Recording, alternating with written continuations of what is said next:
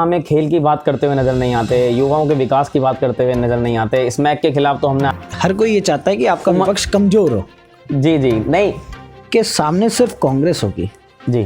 और आम आदमी पार्टी में देख रहे हैं, क्या वो विकल्प हो सकता है आपके लिए? क्योंकि चर्चाएं शहर में। मैं हरिद्वार के ब्राह्मण परिवार से आता हूँ जी। मैं मुझे योग्य उम्मीदवार समझेगी तो मुझे मैदान में उतारेगी जी। अंतिम भाजपा की गुटबाजी आपको खिलाफ काम करेगी चुनाव में?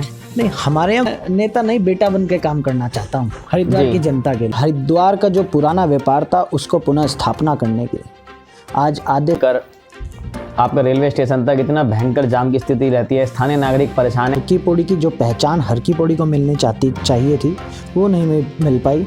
उसे हम कैसे सेंटर से करोड़ों रुपए आए और वो पता नहीं कहाँ चले गए। इस पर क्या विचार रखते हैं? क्या में जो प्रदूषण हो रहा है उसे हमें रोक, जो कारोबार उसमें आपका नाम लाते रहते हैं, क्या उसमें संलिप्त है? इस पर आपका क्या कहना है? कन्हैया खेवड़िया ने किसी से 1 रुपए की भी मांग की है तो आप जैसा कहेंगे मैं उसी समय राजनीति से संन्यास लेने के लिए तैयार हूँ। आपको बताऊं, कहा कि ये जो पूरा 60 गांठ होकर काम चल रहा था अधिकारियों से, कौन लोग हैं ऐसा?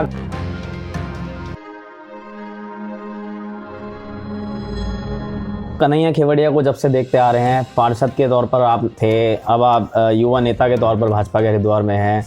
कन्हैया खेवड़िया कहाँ हमें खेल की बात करते हुए नजर नहीं आते, युवाओं के विकास की बात करते हुए नजर नहीं आते। स्मैक के खिलाफ तो हमने आपका देखा, लेकिन खेल की बात क्यों नहीं करते? क्योंकि खेल एक ऐसा माध्यम है जो युवाओं को मानसिक तौर पर और जो देश का नाम रोशन करने के लिए आजकल युवा तैयार हैं, उस पर आगे बढ़ाता है। क्यों नहीं कोई बात करता हुआ नजर आता है भाजपा की तरफ से? देखिए, मैंने क्रिकेट टूर्नामेंट कराए।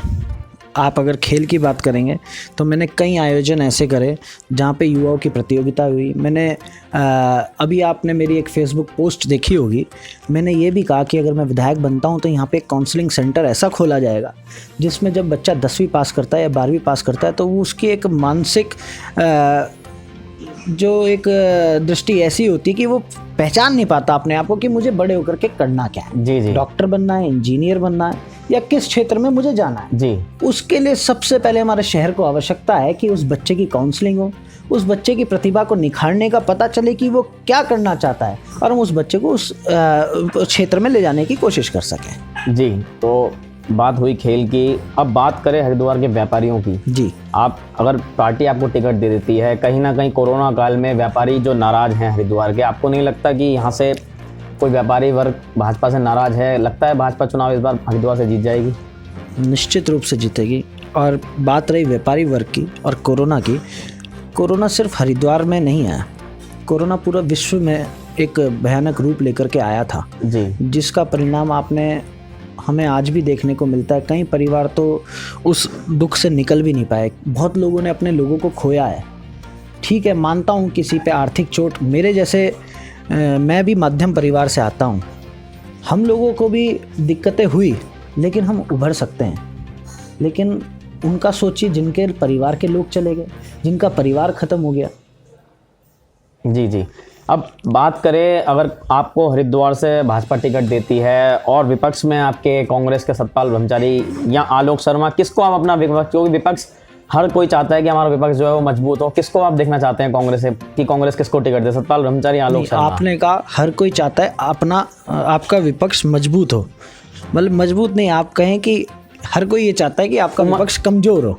जी नहीं, टक्कर ऐसे से चाहता है कि हमारी जो टक्कर हो, मतलब कि क्योंकि जब भारत पाकिस्तान का ही मैच होता है दुनिया उसको इसलिए लाइक करती है क्योंकि उस मैच में जो होता है कुछ इंटरेस्टिंग देखने को मिलता है। भारत पाकिस्तान वो अलग दृश्य हो गया जी, लेकिन अगर आप कहेंगे कि मेरी किसी से टक्कर हो, मैं आपको बता दूं कि भाजपा से अगर मुझे टिकट मिलता है तो भाजपा के सामने सिर्फ कांग्रेस होगी।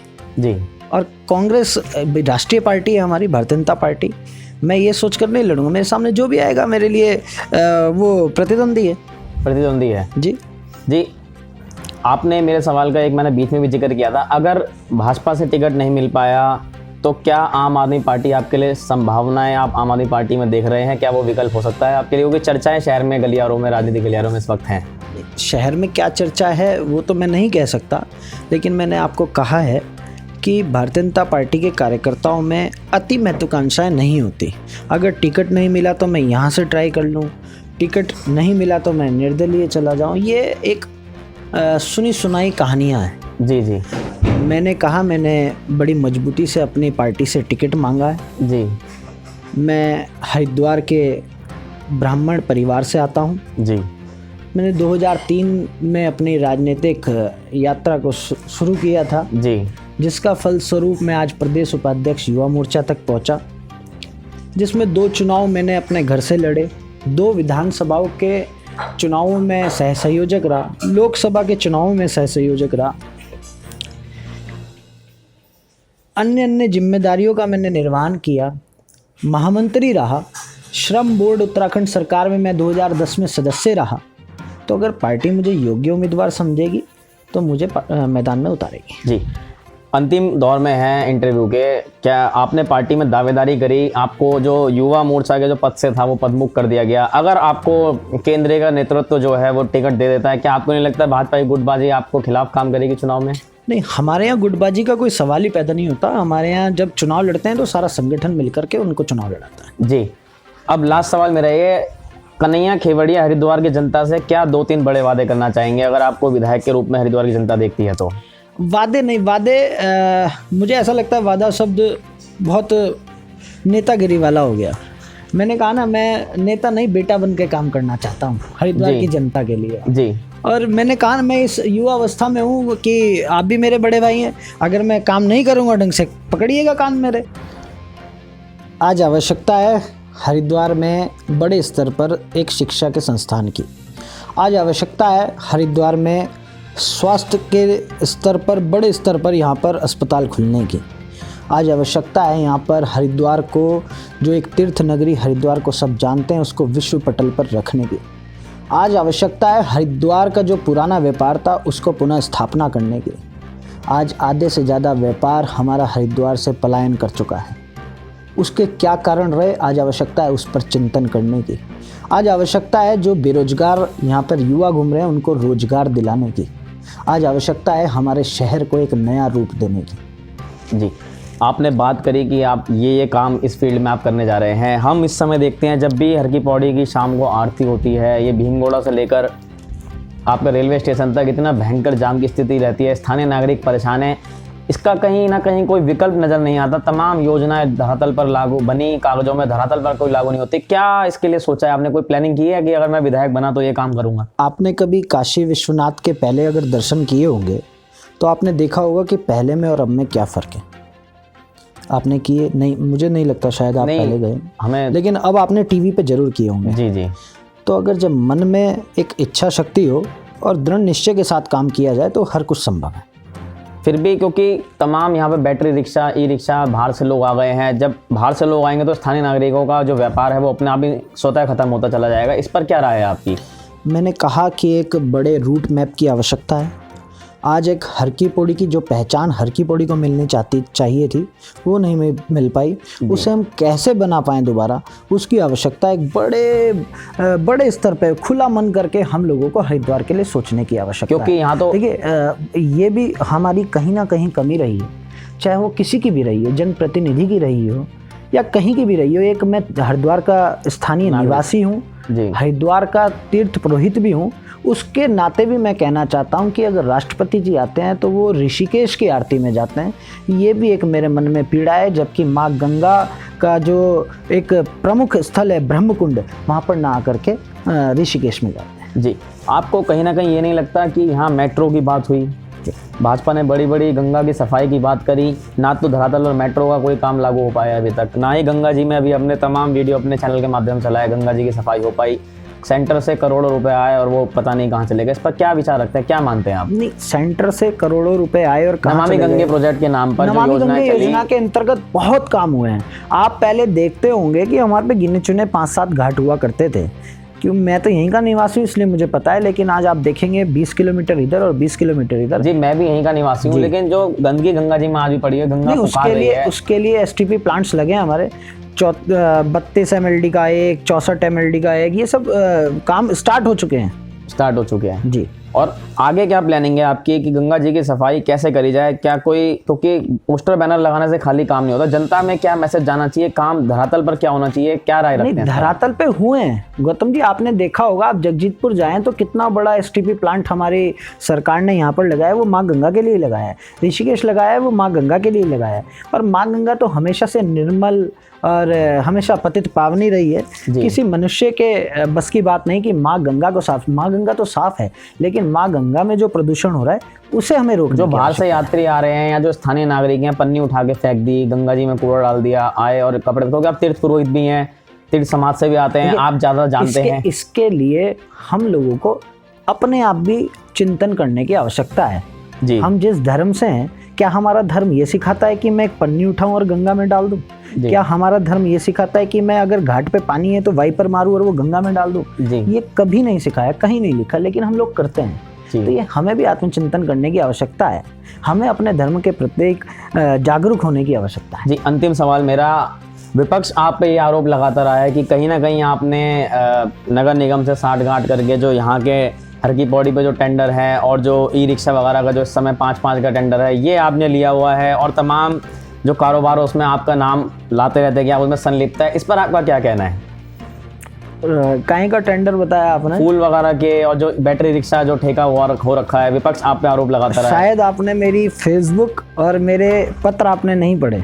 सबसे पहला विरोधी कन्हैया खेवड़िया है कि ये फूल फरोशी का ठेका इस बार भ्रष्टाचारी के आरोप मैंने लगाए, क्योंकि जिसके पास भी है और जैसे भी जिस माध्यम से मिला है वो भ्रष्टाचार करके दिया गया, चाहे उसमें अधिकारी हो चाहे कि कोई भी लिप्त हो। जांच मेरे पे उसके प्रमाण है और प्रमाण में आपको एक बहुत छोटा सा 20 सेकंड के अंदर बता सकता हूं कि 2018 में एक ठेका जाता है 30 लाख का और एक जाता है 66 लाख का। अब 2021 आ जाता है तो एक ठेका जाता है 36 लाख का जो 66 लाख वाला था, और जो 30 लाख वाला था वो 40 लाख का। मैंने उनसे पूछा, जब एक ठेका 66 लाख वाला था वो 36 लाख का कैसे जा सकता है कि कोरोना है और लोगों को पैसे नहीं है? जी। तो मैंने कहा वो 30 लाख वाला फिर 40 लाख कैसे जा सकता है? वो भी 15 लाख जाना चाहिए। एक ठेका बढ़ा देते हैं लेकिन किसी को लाभ देने के लिए 66 लाख वाला 36 लाख कर देते हैं। एक बात, आपने भ्रष्टाचार की बात करी, मैं आपको बताऊंगा गौतम जी कि भ्रष्टाचार के खिलाफ हमेशा कन्हैया खेवड़िया खड़ा हुआ है। आप अगर हरिद्वार के अंदर सबसे ज्यादा काम विकास के हुए हैं तो कन्हैया खेवड़िया के हुए हैं। कोई हरिद्वार के अंदर जिस ठेकेदार ने मेरे क्षेत्र में काम किया है, कोई ये कह दे कि कन्हैया खेवड़िया ने किसी से 1 रुपए की भी मांग की है तो आप जैसा कहेंगे मैं उसी समय राजनीति से संन्यास लेने के लिए तैयार हूँ। आपको बताऊं, उषा ब्रेको जो ये मनसा देवी और चंडी देवी पर यात्रियों को ढोने का काम करती है, इसके अंदर कुछ लोगों ने मिल करके इसे भी बेच दिया था। मैं सबसे पहला, मेरी धर्मपत्नी और मैं सबसे पहले व्यक्ति थे जिन्होंने विरोध किया। आज उसी विरोध का नतीजा है कि पहले 1 करोड़ रुपए सालाना आमदनी थी, आज 8 करोड़ रुपए सालाना शासन को आमदनी मंजूर करनी पड़ी। राजस्व जो भी कंपनी टेंडर लेगी वो कम से कम सालाना 8 करोड़ रुपए देगी। किसका फायदा हुआ? शहर की जनता का फायदा हुआ। 7 करोड़ आएंगे, 8 करोड़ आएंगे, वो जनता के लिए लगेगी। ये छोटे छोटे उदाहरण है। IOC से 32 करोड़ रुपए माननीय निशंक जी के द्वारा जो हमने हर की पौड़ी पे लगवाने का प्रयास किया, उस पर भी मैंने भ्रष्टाचार पकड़ा कि ये काम गलत हो रहा है और यहाँ पे अनावश्यक रूप से काम किया जा रहा है जिससे लिपापोती हो, तो उस पर माननीय निशंक जी ने आदेश किया और उस पर आज भी जांच बैठी हुई है। आपको बताना चाह रहा हूँ, हरिद्वार के अंदर टीवड़ी वर्क्स और वाटर वर्क्स की जो भूमि है उस पर भी 2013 से, जिस दिन मैं पार्षद बना था, 2013 के बाद 2014 से मैं प्रस्ताव लेकर के आया था कि यहाँ पे शहीद स्मारक पार्क बनना चाहिए, और आज उसी का नतीजा है कि ये भूमि बची हुई है। और अगर आप कागज खंगालेंगे तो किसी जनप्रतिनिधि के नाम से 5000, किसी के नाम से 4000, किसी के नाम से 3000 स्क्वायर फीट की रजिस्ट्री यहाँ पे मौजूद है। तो मैं तो आपको साक्ष्य देने को तैयार हूँ। आपने बात करी ई रिक्शा की। ई रिक्शा में इतनी धांधलेबाजी थी जिसका संरक्षण, जो बड़ा नेता है वो संरक्षण देता था और अवैध रूप से ई रिक्शा चलती थी। मैंने मुख्य नगर अधिकारी को बुलाया, मैंने व्यापारियों के साथ बैठाया, मैंने कहा आप ऐसी व्यवस्था कीजिए कि नगर निगम वहाँ पे बैठे, और नगर निगम जब संचालित करता है तो उसको आय होनी चाहिए। तो उन्होंने 10 रुपये 20 रुपये, मुझे ज़्यादा मालूम नहीं है, 10 रुपये 20 रुपये पर्ची रखी और उसके आधार पर आज ई रिक्शा संचालित हो रही है। उसका तो टेंडर भी नहीं हुआ। तो कौन लोग हैं? आपने कहा कि ये जो पूरा साठगांठ हो गए काम चल रहा था अधिकारियों से, कौन लोग हैं ऐसा, कौन जनता के बीच में, क्योंकि आप बताना चाहेंगे कौन लोग हैं ऐसे? कुछ लोग तो होंगे ही जो ये सब काम कर रहे हैं और जनता जानती है, और इस बार जनता मन भी बना करके बैठी है। जो लोग इस प्रकार के काम करते हैं, शहर में अनावश्यक रूप से अराजकता का माहौल पैदा करते हैं, उनको सबक सिखाने का। जी, तो यहाँ पर आपने सुना, हमारे साथ आज मौजूद थे हरिद्वार से युवा नेता कन्हैया खेवड़िया जी। बड़ी बेबाकी से उन्होंने और संतुलित तौर पर कई प्रश्नों का जवाब दिया और कईयों को उन्होंने कहे तो राजनीतिक तौर पर जवाब दे के किनारा कर लिया। आज हम ग्राउंड जीरो पर बातचीत के लिए उनके निवास पर मौजूद थे। फिर मिलता हूं किसी अगले मुद्दे के साथ, तब तक आपका बहुत बहुत धन्यवाद।